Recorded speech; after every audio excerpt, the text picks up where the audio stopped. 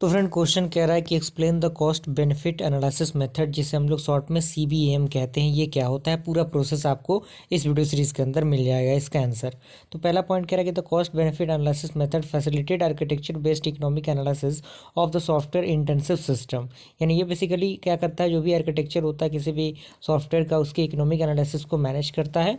उसके बाद अगला पॉइंट कह रहा है कि cost benefit analysis method has for the most part been applied when an organization was considering a major upgrade to an existing system, and they wanted to understand the utility and the value of cost of making the upgrade. Of they wanted to choose between the competing architectural strategy for the upgrade.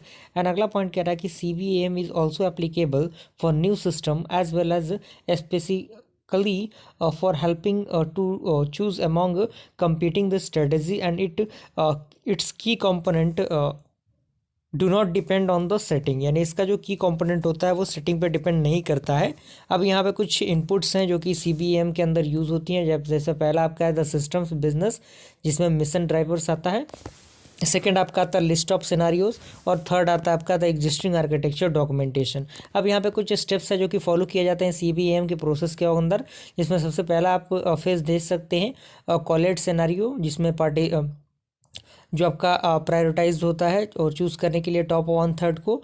उसके बाद second step होता है, फिर third, fourth, fifth, sixth और 7, और उसके बाद 8, 9। यानी ये बेसिकली जो स्टेप्स हैं वो फॉलो किए जाते हैं CBAM के अंदर। तो आप इस पूरे स्टेप को अच्छी तरीके से लिखिएगा, और हर स्टेप के बारे में एक प्रॉपर डिस्क्रिप्शन दिया गया है जो कि आपके एग्जामिनेशन के लिए फ़ायदेमंद है। ये डिस्क्रिप्शन थोड़ा सा आपको याद होना चाहिए, ताकि आप एग्जामिनेशन में अगर सवाल आए तो आप इन सवाल के जवाब आपको अच्छी तरीके से लिख पाएँ। ओके, क्लियर हुआ? यहाँ तक मुझे पूरी उम्मीद है कि सारी चीज़ें आपको अच्छी तरीके से समझ में आ रही होंगी।